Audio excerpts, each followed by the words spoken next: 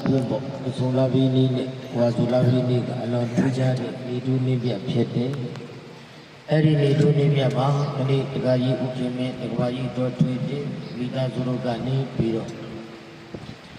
မကြပဲတက္ကရာကြီးများကနော်တက္ကရာကြီးများကမာတန်ကြီးကကုသိုလ်ကောင်းဖို့တပါးက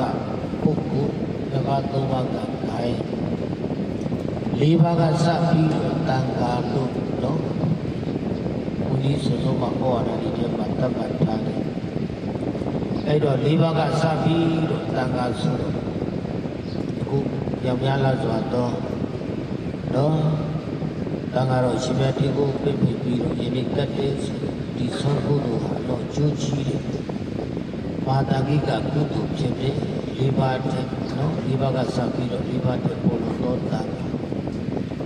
ခါဒါကြောင့်နော်ဒီနာမှာဆိုရင်နာကမတူလာတို့ရေနော်တခါကြီးတို့ဒီသားဆိုရင်ဘူးပေါ့နော်ကိုယ်လေးတွေကလည်းမိဘနဲ့တာကလေးတို့နော်ရှင်းနေကြတဲ့ချိန်ကားနောက်ပြီးကြတော့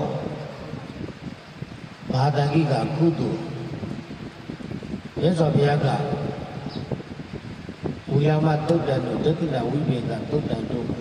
ဒါနဲ့ပတ်သက်ပြီးထူးထူးခြားခြားဒီဟောတာတွေရှိတန်ခါဆိုတဲ့ကန္တာမှာတန်ခါဆိုတဲ့နာမည်ကိုသုံးလိုက်ဘုဒ္ဓဇင်အရိယာယဟန္တာအကုန်လုံးပါတော့ဒါကြောင့်ခေါင်းစဉ်လေးတစ်ခုပါဒီကလေးဒီနေရာပဲဖြစ်ဖြစ်သိကြောက်စရာကောင်းတယ်သိကြောက်စရာကောင်းတယ်ဆိုတာကတစ်ခါတလေမြန်မာနိုင်ငံသားဆိုမြန်မာပြည်မှာရှိတယ်အကုန်လုံးပါသွားတယ်ဒါကြောင့်ဘုံဘုံတို့နိုင်ငံသားတွေပါပြီးတွားရင်အနေထိုင်ကားစပြီးဆက်ရတယ်ကိုယ့်ရဲ့ဘယုံရဲ့အနေထိုင်တာကြည့်ပြီးတော့မြန်မာပြည်မှာနေတဲ့တန်ခါးကြီးအားလုံးကိုယ့်ကိုတိုးချင်းမသိဘူးအာဒီဘုန်းကြီးကမြန်မာပြည်ကဒီလူမျိုးကမြန်မာလူမျိုးကိုယ့်ကြောင့်ပြုပြီးတော့တမျိုးသားလုံးတကားနာလုံးထိခိုက်တာခေါင်းစဉ်ကသိစကားပြောတယ်နော်နိုင်ငံကြီးဆိုရင်တော့တချို့ဟာဒီမတန်တတိထားကြရအမေရိကန်လို့ဆိုရင်အမေရိကန်စစ်တပ်အမေရိကန်နိုင်ငံသား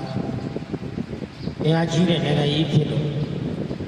တာမန်နိုင်ငံသူနိုင်ငံသားတယောက်တော့သူ့နိုင်ငံသားဆိုတဲ့နာမည်ဖြစ်သွားပြီဆိုနော်နိုင်ငံတော်နဲ့ရှင်းတဲ့ပြဿနာကြီးဖြစ်တယ်အဲ့တော့အခုတန်ခါဆိုတဲ့နာမည်လေးတစ်ခုသုံးလိုက်ရင်ဘုဒ္ဓဇင်အရိယာယဟန္တာကြီးအကုန်လုံးပါသွားတယ်ဒါကြောင့်မဟာတန်ကြီးကကုသိုလ်မှာ